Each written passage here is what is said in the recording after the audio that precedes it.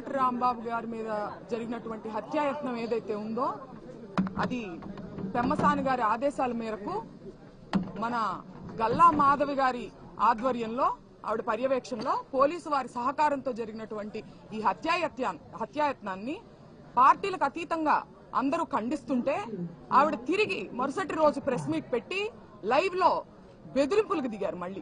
నేను మళ్ళీ వస్తాను, మీ ఇంటికి పరామర్శకి వచ్చే వాళ్ళు ఆస్తులు అమ్ముకోవాలి అని ఆవిడ లైవ్ లో కూర్చుని మా కుటుంబ సభ్యుల్ని ఆవిడ హెచ్చరిస్తున్నారు. దీన్ని ఎలా చూడాలో నాకు అర్థం కావట్లా. ఒక పక్కనేమో నేను సారీ అడగడానికే వచ్చానని చెప్తున్నారు, ఒక పక్కనేమో పరామర్శ అనే పదాన్ని ఉపయోగిస్తున్నారు. అంటే సారీ అడగడానికి వస్తే పరామర్శ ఎందుకు ఉంటుందండి? అంటే మీరు ఇండైరెక్ట్ గా మళ్ళీ దాడి చేస్తాను అని చెప్పి మీరు హెచ్చరిస్తున్నారు మమ్మల్ని. మీరేమనుకుంటున్నారు? గల్లా మాధవి గారిని నేను సూటిగా అడుగుతున్నా, మీరు మొదటిసారిగా ఎమ్మెల్యేగా గెలిచారు, మీకింత అధికార అహంకారం పనికి రాదు. మీరు వ్యవస్థల కన్నా పవర్ఫుల్ అనుకుంటున్నారా? న్యాయ వ్యవస్థ కన్నా, పోలీసు వ్యవస్థ కన్నా మీరు పవర్ఫుల్ అనుకుంటున్నారా? మీరు శాసనసభ్యులు కావచ్చు, సీఎం కావచ్చు, మినిస్టర్ కావచ్చు, వ్యవస్థలకు లోబడి పనిచేయాలనే ఇంకితం మీకు లేదా అని నేను ఈ సందర్భంగా నేను ప్రశ్నిస్తున్నాను ఆవిడ్ని. అలాగే పెమ్మసాని గారు, ఆయన చాలా చదువుకొని దేశ విదేశాలు తిరిగి ఆయన తిరిగి రాజకీయాల్లోకి వస్తున్నారు అంటే నిజంగా పార్టీలకు అతీతంగా ఒక ఎడ్యుకేటెడ్ పర్సన్ గా ఆయన ఏదో ఇక్కడ ఉన్నటువంటి బురద రాజకీయాల్ని ప్రక్షాళన చేస్తారని నేను అనుకుంటే, జనం కూడా అనుకుంటే ఆయన ఇక్కడ ఉన్నటువంటి దురద రాజకీయాలను ఇంకా భ్రష్టు పట్టించే విధంగా ఆయన ఆలోచన విధానం ఉండడం చాలా దురదృష్టంగా నేను భావిస్తున్నాను. అలాగే ఆఫీసుకి ఇంటికి నిప్పు పెడతారా?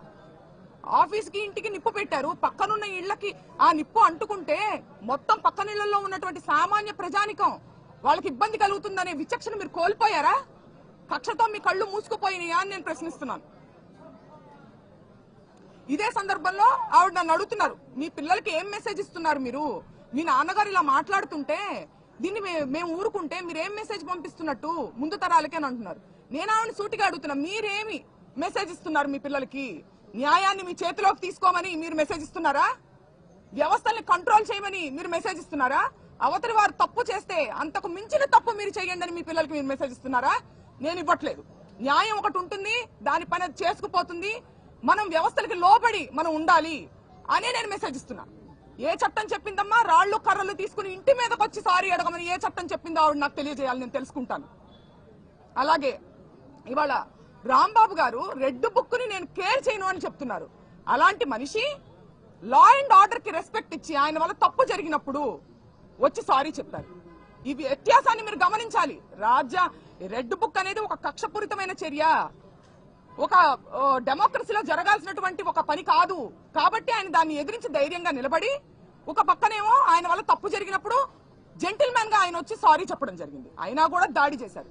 కానీ నేను చెప్తున్నాను, ఇవాళ అంబటి రాంబాబు గారు 2000 మంది చుట్టుముట్టిన ఇంటిని లోపల కూర్చుని ఒక్కళ్లే రాళ్లు రువ్వుతున్నా, కత్తులు దూస్తున్నా, గుణపాలు గోడల్లో నుంచి దిగుతున్నా ధైర్యంగా కూర్చున్నారు.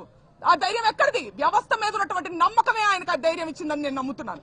కానీ వాళ్ళ వ్యవస్థని నిర్వీర్యం చేసి, పోలీసుల్ని డమ్మీ చేసి, పోలీసు వ్యవస్థ అనేది ఎంత పవర్ఫుల్, దాన్ని డమ్మీలుగా చేసి మీరు ఇంటి మీదకి వచ్చి ఆడవాళ్ల మీద కూడా దాడి చేస్తారా? మీరు గమనించుకోవాలి. అలాగే నేను పవన్ కళ్యాణ్ గారిని, చంద్రబాబు నాయుడు గారిని ఇద్దరిని నేను లా అండ్ ఆర్డర్ ని కాపాడమని నేను అడగడం జరిగింది. నేను అడిగితే మమ్మల్ని వాళ్ళు ప్రశ్నిస్తున్నారు. పవన్ కళ్యాణ్ గారు మీరు ఇప్పుడు గుర్తొచ్చారా, మీకు ఇప్పుడు గుర్తొచ్చారా అని మమ్మల్ని ప్రశ్నిస్తున్నారు. నేను వాళ్ళని సూటిగా అడుగుతున్నా, పవన్ కళ్యాణ్ గారిని తల్లిని తిట్టి మీరు ఓట్ల కోసం వచ్చేసరికి మీకు పవన్ కళ్యాణ్ గుర్తు రావచ్చునా? మాకు మటుకు లా అండ్ ఆర్డర్ ని కాపాడడానికి పవన్ కళ్యాణ్ గారు డిప్యూటీ సీఎం గా ఉన్నప్పుడు మేము అడగకూడదు ఆయన్ని? ఇదేం న్యాయం అని నేను అడుగుతున్నా. నన్ను ప్రశ్నించే వాళ్ళందరినీ నేను అడుగుతున్నాను. మీరు పవన్ కళ్యాణ్ తిట్టినటువంటి వ్యక్తులను వాటేసుకుని మీరు నన్ను ఈ ప్రశ్న అందిస్తున్నారని సంధిస్తున్నారు ఈ ప్రశ్న నాకు. నేను నా పర్సనల్ రికమెండేషన్ కోసమో ఏదో ఫ్యామిలీ రికమెండేషన్ కోసమో నేను ఆయన అడగలేదండి. నేను అడిగింది లా అండ్ ఆర్డర్ ని కాపాడమని ఒక డిప్యూటీ సీఎం గా ఆయన నేను అడిగాను. తద్వారా అంబటి రాంబాబు గారు ఇతరులు కాపాడబడతారు లా అండ్ ఆర్డర్ ని కాపాడినప్పుడు. దీన్ని మీరు ఒకసారి మీరు ఆలోచించుకోవాలి. మీ మనస్సాక్షికి దీన్ని వదిలేస్తున్నాం. అలాగే ఈ సందర్భంగా మా కోసం ఈ కష్టకాలంలో మాకు సపోర్ట్ గా ఉండడం కోసం, మాకు ధైర్యాన్ని ఇవ్వడం కోసం తరలి వచ్చిన మా అన్నలకి, తమ్ముళ్ళకి, అందరికీ నేను ఎప్పటికీ రుణపడి ఉంటానని, మా కుటుంబం ఎప్పటికీ రుణపడి ఉంటుందని తెలియజేసుకుంటున్నాను. కృతజ్ఞతలు.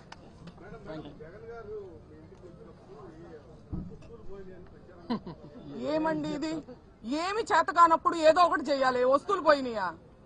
వాళ్ళు చూసారు, వాళ్లే తీసుకెళ్లారా ఏంటో చెప్పిన వాళ్ళు? అదంతా ఫేక్ న్యూస్ అండి. అది కేవలం ఏంటంటే దీన్ని ఏదో సైడ్ ట్రాక్ చేయాలి, ఇంకేదో రకంగా బురద చల్లాలి అని చెప్పి అలాంటివి చెప్తున్నారు.